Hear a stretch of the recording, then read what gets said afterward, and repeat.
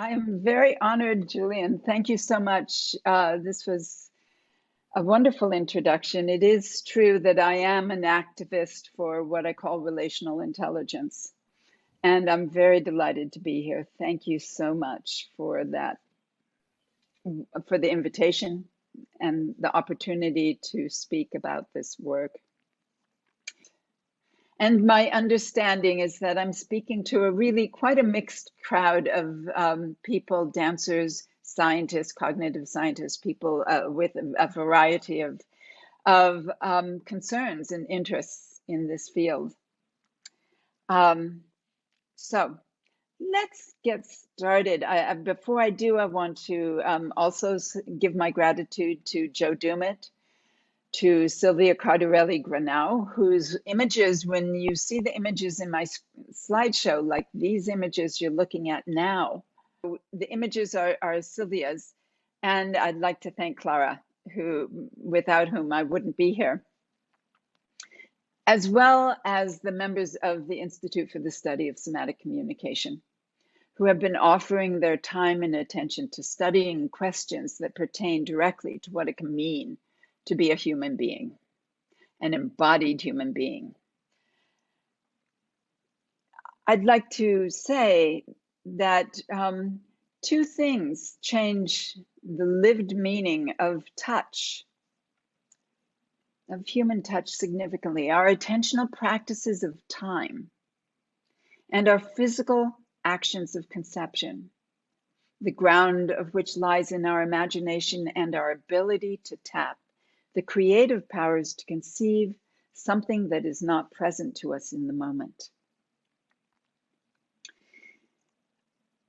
What I'm just going to let that float. That's directly from my abstract. I just want you to float with that, and I'll get into that further as we go along. I'm going to touch on topics. I want you to know that I have been choosing not to write my lectures or my talks because that flattens them. So I am going to be speaking off the cuff, as it were. And these are some of the topics I'm going to be touching upon: the politics of embodiment, the domestication of our physical imagination, duration, imagination and fantasy, reaching, co-presencing, relationality, attentionality, and you can read the rest as I go forward. Some of these will tap into when we do the workshop. Some of this I'll be getting to here in this particular talk. Okay, I think I will leave it. If we can, I'll get into the extended we. I'm not sure that we'll have the time to do that. And I am enough of an artist to freely draw upon imagination.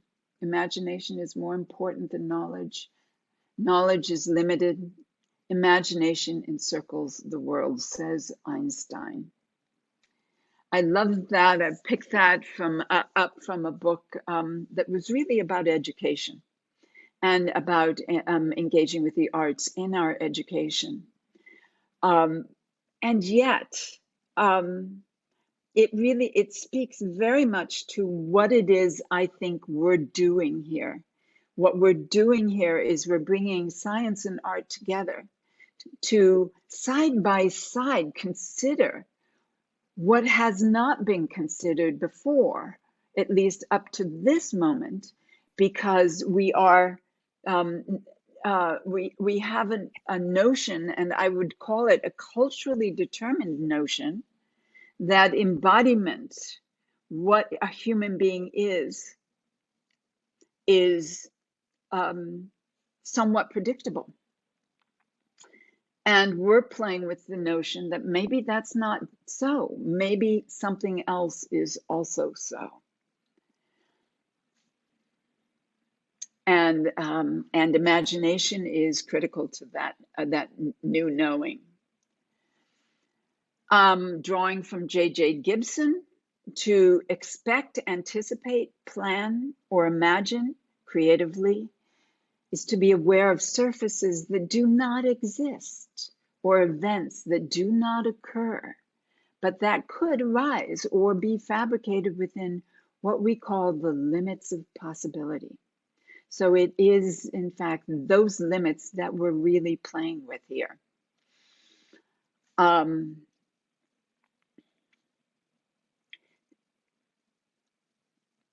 The purpose, I'm going back. The purpose of this lecture is really to consider how, or at least part of this lecture, is to consider how it is, how you are embodied is a political choice. And the reason why it's a political choice is because when you are embodied as you are now, you're living in a culturally determined body. And cultures are formed and framed and sustained in particular by the politics of economics, the politics of government and social order. And I'm not going to get into it here, but the idea, the notion that you can be,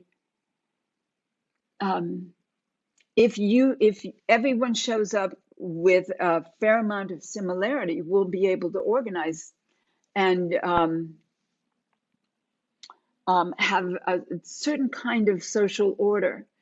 The issue with that social order, the issue with being individualized, is that you will be more able to control. And so for governments, for economic concerns, that's a good thing. People are orderly. When we start to mess with that individuation, which I'm going to do right now and here, then we start to challenge that order. We start to challenge that cultural body.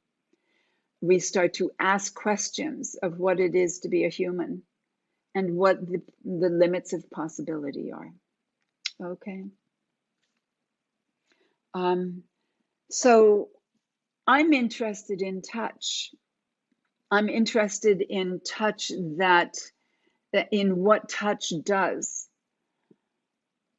The amplification, the emphasis on the visual field has reduced our understanding and our concern and our practices of touch in our lived experience, meaning not just when we're dancing and doing contact improvisation, but when we're doing our living practices, our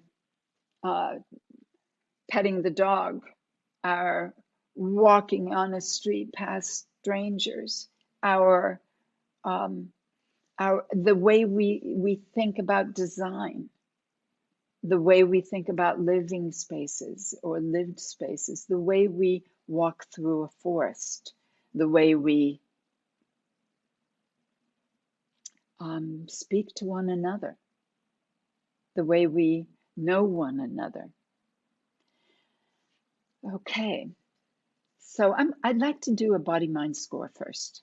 I'd like you, those of you who are coming in from online, you can do this just as well with a chair, with a table, with an object, as long as it's in touch with the floor right now. Okay? Great.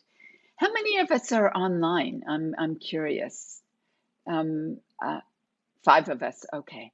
Thank you. Great.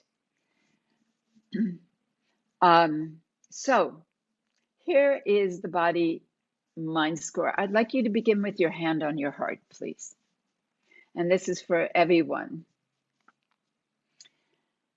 And when you have your hand on your heart, I'd like you to bring heart feeling into the present moment. So take a moment with yourself to feel into your own being, the heart that beats,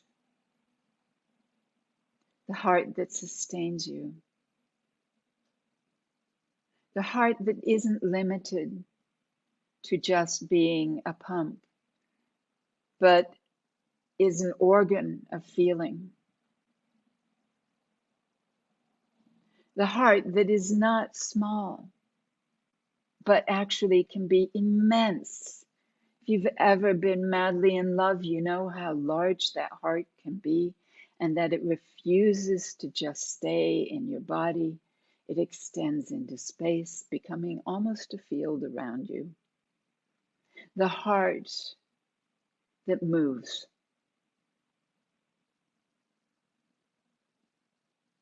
And when you're touching your heart and saying hello to your heart, which I would like you to do, say hello with your hand, saying hello, touching inward. Feel the quality of that reach inward.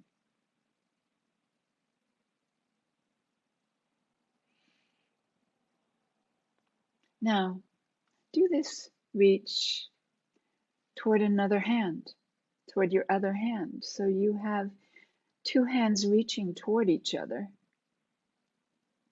in just the same way that you were just reaching for your heart.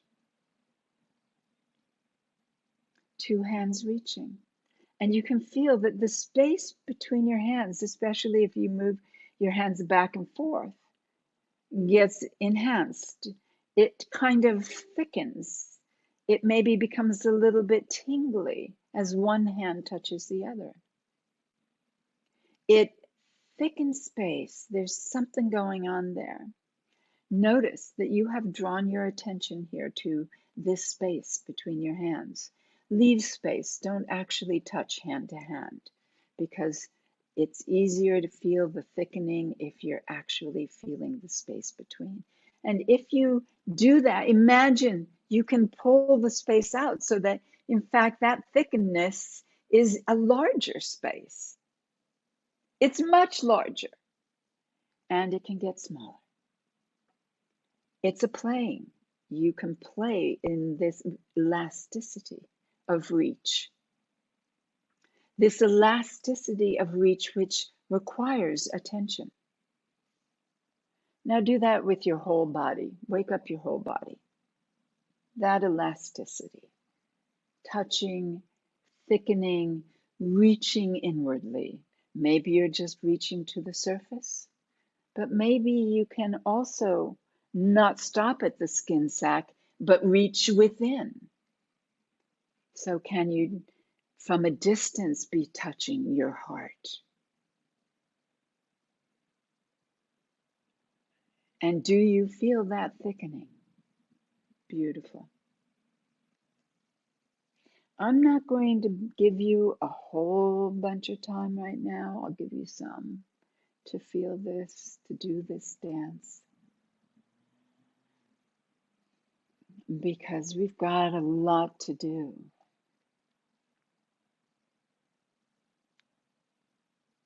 Good. Now, if you will, please ask for permission to touch the shoulder of a neighbor. So I'm having you go into duets, and now those of you that are online, I'd like you to choose a desk, a chair, an object. It really doesn't matter. You're already touching a chair, so that would work. Okay, so I'm going to assume, because I can't see you, that you're all touching somebody's shoulder. Or one person, please don't do it together. This is going to be a one person at a time deal. So if you're both touching each other's shoulder, please, one of you let go and this is one at a time. We'll change roles. So reach into your partner's body with the same quality of touch that you were just reaching into your heart. Lean ever so slightly, perhaps just a tiny bit, just to even deepen it. So you can now feel the touch of attention, and you can feel maybe a little bit of weight. Maybe your partner rises up just a little bit to meet that touch. Now ask your partner to wiggle in their seat or wiggle on the floor like a child might if they were antsy, if they were really tired of just being there, just sitting there. And wiggle down, not your shoulder, but everything down below, your relationship with the floor. Wiggle at that level. If you're in a chair, you can imagine that, or if you're touching a table, imagine that the table wiggles.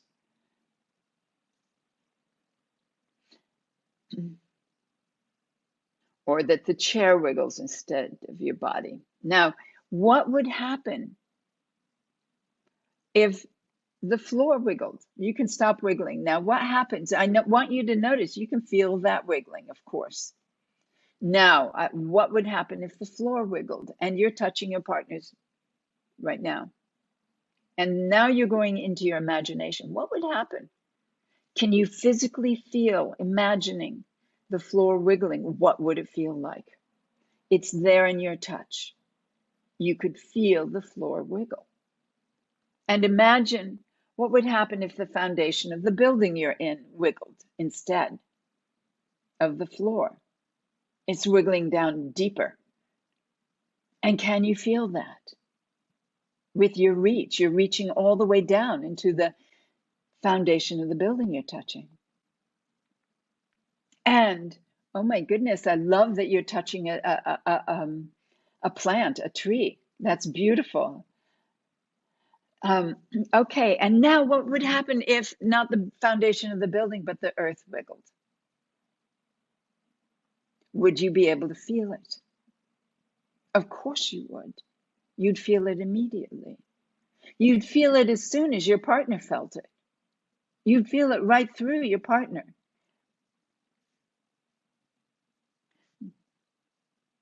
Notice you are a continuous extension of your partner, and your partner is a continuous extension of you. What happens to your partner, in a sense, happens to you in the same instant. I'm going to suggest that you can identify with this larger body of attention that you now are. Your partner is you. To the degree that you are moved by your attention. Note that attention thickens space.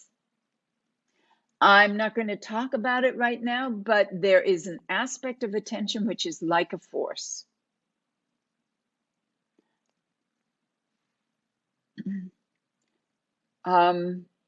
Notice how far touch extends you. Notice that touch is what we could consider 3D, in that it touches the whole thing. It is, whereas visuality touches surfaces. It's more what I would call 2D, because you only get the surface of a thing. Okay, so touch is 3D. Also notice that you are co-presencing. You are present where the thing you are touching is present. You are simultaneously using the same organic or inorganic structures to touch and reach into the earth. What your partner knows, you know at the same moment. Together, the earth under your feet is your earth.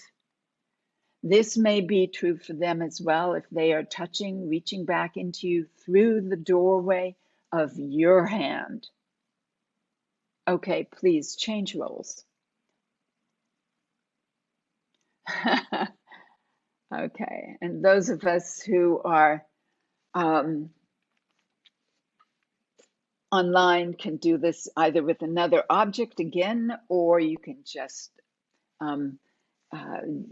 do some exploration of your own. So I'm going to take you through this again. You're touching your partner's shoulder. Ask your partner to wiggle.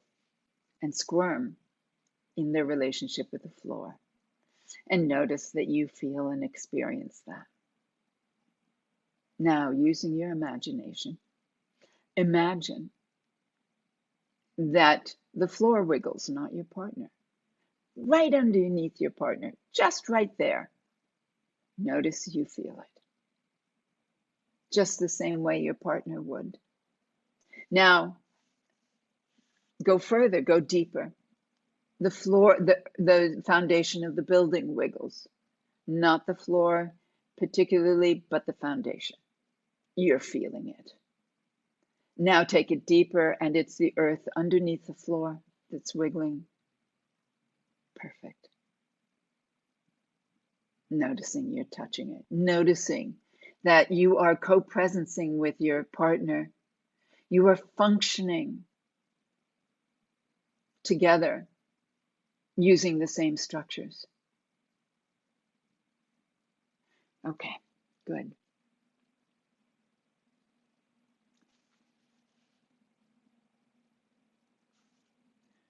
Notice how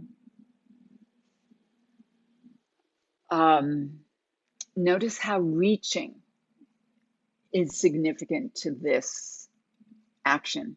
Okay, you can let go now. You can come back. And notice how reaching is a significant tactile reaching. It's not just reaching, it's tactile. It's moving into with your attention.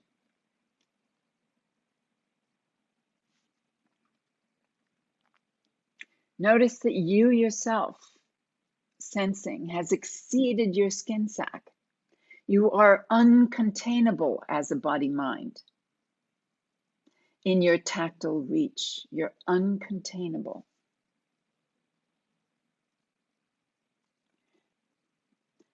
Note that when you are not touching others, beings and things, you are missing something. You are missing something if you're not touching.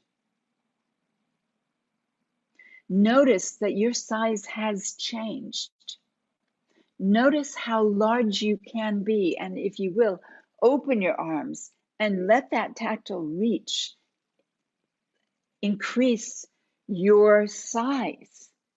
You can reach with any part of your body. Any part of your body is a reaching form. The body you are is uncontainable because you are simultaneously a mind. What size do you normally live at? What size do you want to be now? You are unstable and uncontainable as a reaching, tactile, attentional form.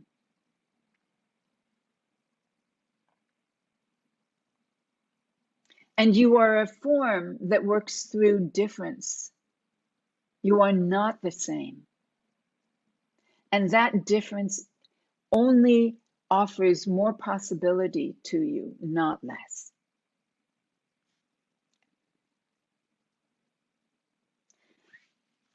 Okay, so now I want to talk a little bit about duration, because time practices are critical to this experience, this ability to experience. When you were just touching a partner, you slowed time way down. You went into event time, you went into a timing that allowed you to perceive what your imagination told you could happen, was happening, could happen, right? And that you quickened. There was a sense of quickening when you did that form of attention. Durations shortened.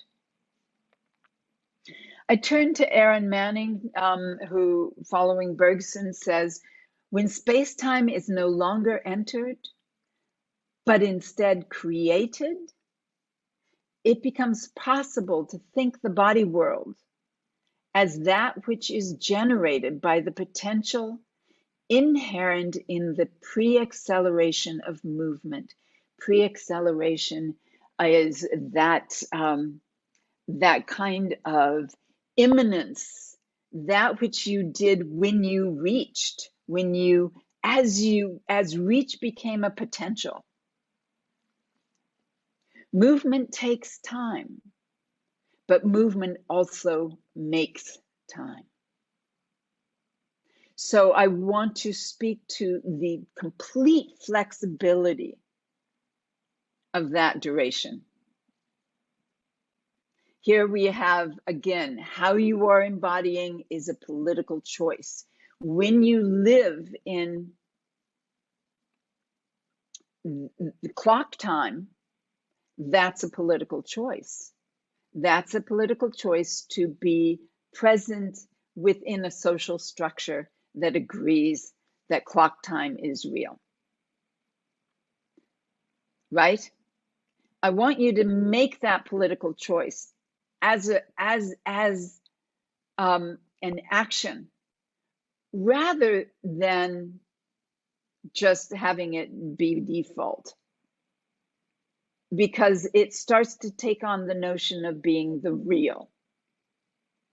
When experiential time frees you and allows you to do so much more as body minds, as individuals, as human beings.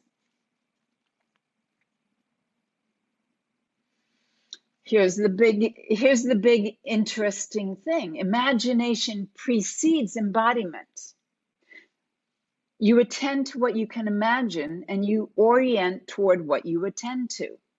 So in other words, your imagination shapes your embodied reality through the modes of your attention. So we just did that. Can you think about how reaching through somebody's body to feel the earth wiggle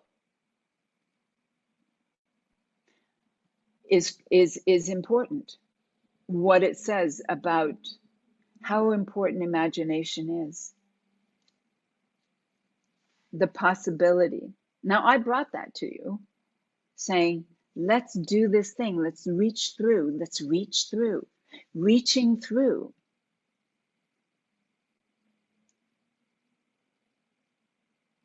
But you do this all the time on your own in other ways. So starting to recognize all the ways that you as an individual are unstoppable. If you imagine beyond the cultural norm. I believe that every moment is an imagined moment. The only issue is that when we're doing the cultural thing, we're imagining over and over again in repetition. We imagine the same body. We imagine the same reality over and over and over again. But it's not the only possibility. So I'm really investigating, what are the other possibilities here? Yeah. Okay. Imagination is not merely an extension of our embodiment. It is time to let go of notions of a static being that would have us believe we are the same every day and every moment of every day. That you are, that to accept the potential of being unstable and to understand that imagination, what you think is possible, lives prior to experience, prior to actions in time, movement that instantly becomes memory, as Bergson would say, right? What is the potential that is being held here? So reimagining the human is really critical to those possibilities. I have so many experiences that are profound, that are um, um, that surpass what we think is possible. I don't want to tell you these things in lecture, because you will think that it is the extraordinary that I'm pointing towards. But it is not the extraordinary I'm pointing towards. It is ordinary lived reality that I want to point towards, knowing full well that the extraordinary also exists. Okay? And well, enough said.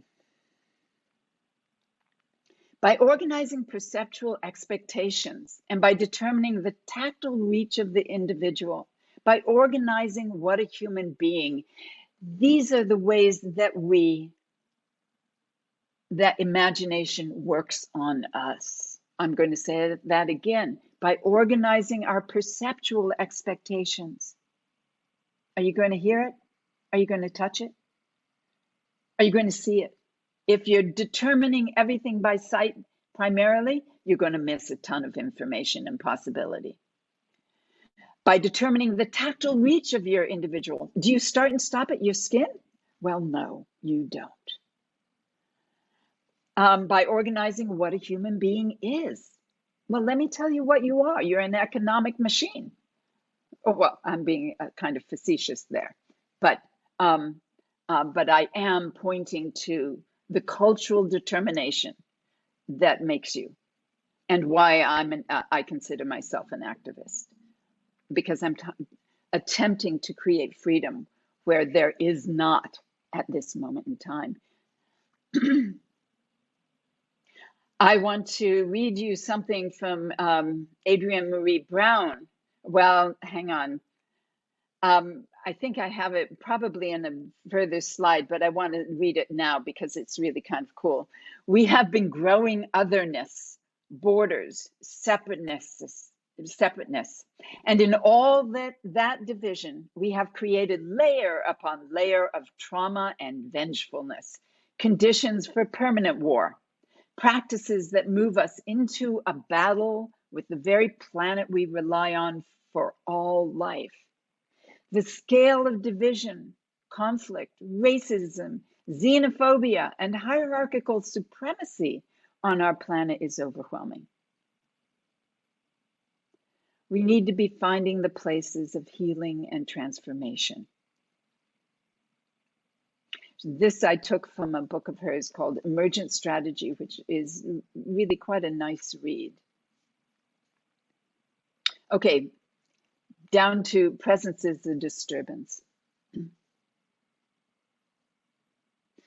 When something is present, and I mean a disturbance in the sense of physics. A leaf falling into a pond disturbs the water. The leaf is also disturbed by the water. They are present to one another. Presence is happening all around us, whether something is in motion or not. That which is static, that right now I'm showing you a stairwell in the middle of the sea, that is disturbed and disturbing constantly. It does not need to move. It is moving because it is in touch with the water that is moving. It is the water is it. To hold these things as separate is to understand one form of condition, but there are many others. And to understand presence is to heighten your awareness of all the delicious disturbances that are taking place, both within your flesh form and without that flesh form. And to understand that the attention awakens it all. I like what Alvin Noe said in a book on presence, when he said everything touches everything, which would be, if you read Karen Barad, she would also say, and she would take it elsewhere, it is the spaces she's looking at on another scale, even on the molecular scale, looking at how everything is entangled in everything. That ability that we have to move beyond the flesh form, not just as an idea, not just as a thought form, a good idea, you know, and I'm going to refer now to Thich Nhat Hanh, who calls interbeing. What you just did was a form of interbeing, that co-presencing, that being the other. Why? Because you are. That touch, that is co-presencing. He would also call co-present, interbeing, the fact that nothing can exist without the other. So that takes it elsewhere. Yeah. Okay. So new slide. This is again Adrienne Marie Brown. It is so important that we fight for the future. Get into the game, get dirty, get experimental. How do we create and proliferate a compelling vision of economies and ecologies that center human and the natural world over the accumulation of material? We embody, we learn, we release the idea of failure because it's all data. But first we imagine. We are in an imagination battle. I like that. I would say that the scale of attention that I'm asking you to attend to is different than the scale that Adrienne Marie Brown is speaking of right here. But when she speaks about imagination, she's changing scale. Again, we can't solve a problem on the same scale that on which it was created. So I'm moving you constantly to a different scale of attention so that you can begin to recognize the freedom that you have as individuals and the fact that the solution is in your lived experiencing. It is knowing and noticing that in a very physical sense, you are co-presencing. And to start to act on that, live it.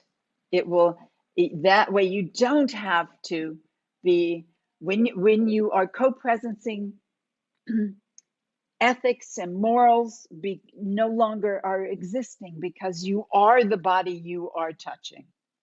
You don't have to have make a value judgment about it. You're any more than you would about your own body. So let's think of the human in a greater sense. Let's think of the human as being having greater potential. I have no idea how this is landing, but I'm kind of curious. This is going to be fun to hear the conversation that takes place later. So we are imaginative beings. We invent worlds all the time. That is basic to this. What if? What if is the question. What if? What if you were unstoppable? What if you were not bound by your skin sac? What if you identified with your attention, your attentional reach, and not the limitations of the notion that a body is separate from a mind? If a body is a mind, then do that thing. That's the what if. What if you could live that? We have domesticated our attention and our embodiment. We've already gone through that. Human beings are organized by habit and biology. Choreography and other art practices afford us the opportunity to reorganize ourselves. In this way, biology and culture get entangled. Art shapes life, and life, for its part, is made new by art. What happens when you take art away from education is you create an ever more predictable human being. And that ever more predictable human being is ever more manipulatable because they have no idea of the power that they are. I'm sorry, I sound kind of big. I don't mean to be. I just am passionate. So you just have to forgive me and just kind of shrug. That's Nitta. Okay. And last but not least, I'd like to speak of bioaccumulate. Shape-shifting is not some magical, imaginative, lazy idea of becoming a bug or growing horns. Now, I want you to notice that in this, even though bioaccumulate is like what he's saying here is so important. He's speaking about shape-shifting. He's speaking about not being a set, predictable human being. It's not some magic. He's throwing off the imagination as if it was not some, less than, because that's what culture does with the imagination. That's what culture is doing to us. If culture can demote imagination, they can demote what a human being is. And that is not. While I think we got into this situation one step after another, one political move after another, I think it is on many levels well understood, and on other levels not at all, because nobody's looking at what the potentials really are. So he says, shape-shifting is not some magical, imaginative, lazy, oh God, imagination now is lazy, idea of becoming a bug or growing horns. It's noticing that all bodies are practices. Bodies are stabilized within practices, not still, more than human practices. We need new practices that are careful to not be reiterating. Shape-shifting is about new practices. We need to be careful not to reiterate problematic events of modernity. Now, this is kind of his speaking. These are his words in a lecture that I rewrote. I typed down, rather. That's why you have all of these pauses. But the significance is right there. We've got to go further, and we've got to do it on a different scale of being. Okay, I'm looking at the time, and it's 10:56 right now. I can take any part of this apart further and go deeper into it.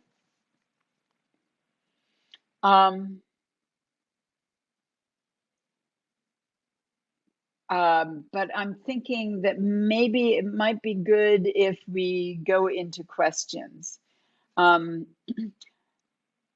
Before we do, I just want to go into one thing.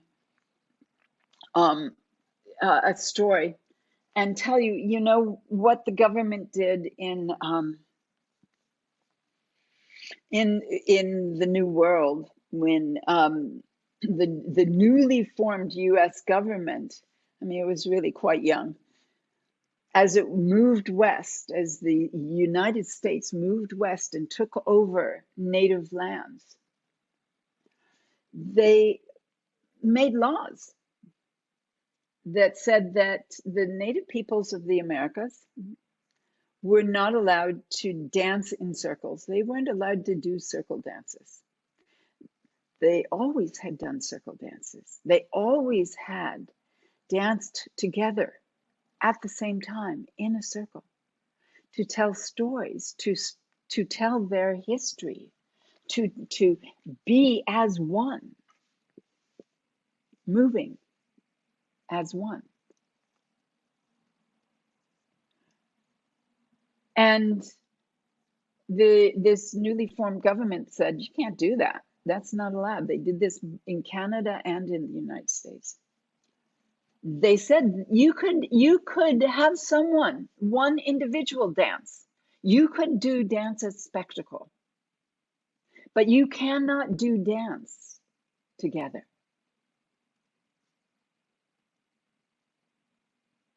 Why? Because if you can individuate peoples, you can control them, right? I mean, isn't that the ground? Divide e impera? I'm not sure that I'm saying this correctly. Divide and conquer, or divide and rule. That's Julius Caesar. That's a Western notion of how to manage bodies. How to manage bodies. You manage the body, you've managed the mind, in a sense. Okay. Okay, I think I am going to see if there's anything else here. I love this image. That's what we do. We reach, we touch beyond. We move beyond ourselves to know the other, to be a greater being, to be the touch that is also a tree, the touch that is also a rock, the touch that is an earth. The earth rises right through your body as you touch your partner. In the first thing we did, the earth rose through them so that you could know it, so that you could feel it wiggle. And you know that's so. I teach people to be like a seismograph. A seismograph is that piece of equipment that tells us how much the earth is moving. So if there's an earthquake, we can measure how large that earthquake was. I'm a Californian. We have earthquakes. I love earthquakes, shockingly, because the earth is so alive in those moments. And if you're ever in an earthquake, you can feel it as it comes from miles away. The reach is miles. I once asked myself, if there were an earthquake and I was performing contact improvisation, who would know first that there was an earthquake? Me, dancing, or the audience that's sitting still? And my goal was to be embodied in such a way that I would be the person who would know instantly, far faster than an audience. Because I'm so deeply in tune, I hold myself so lightly. I'm so easily moved by presence. I'm so easily touched. I feel so easily the thickening,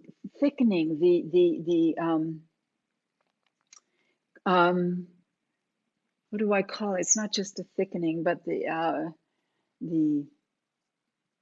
I'm losing my language right in this moment.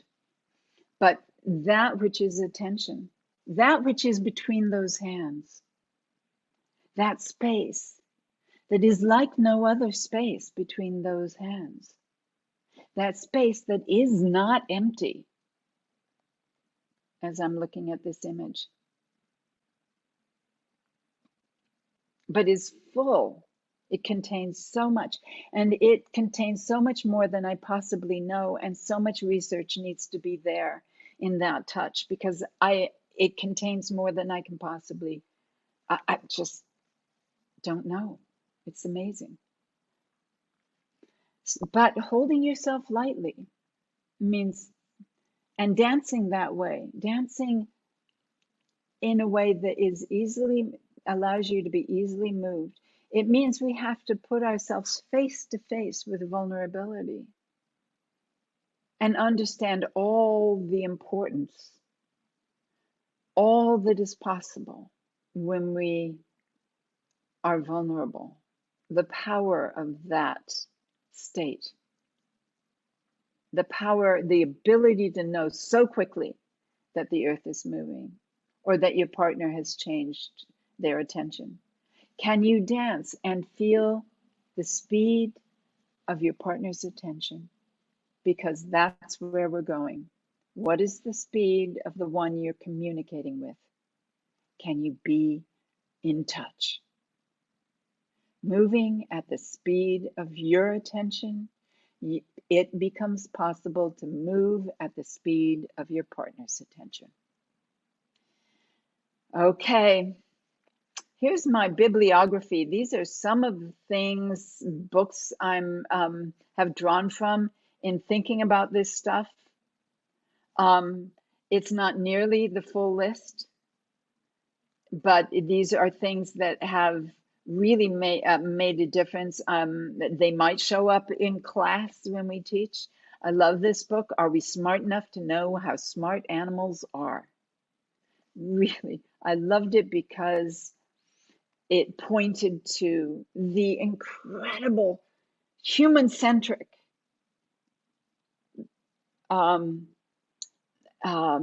drive that has made us so blind to the world we're living in and to our potentials. I'm going to go on to the next one. It was this shawl dancer, Ivani, that I took a class with, who told me the story about the native peoples being disallowed their circle dances and being forced into spectacle. And you know, in Western culture, we love spectacle. We love to see one person over another. We don't much understand that thing which is being co-presenced, co-creative in the same moment. Co-creation, co-creativity is not the same as collaboration. They're very different practices.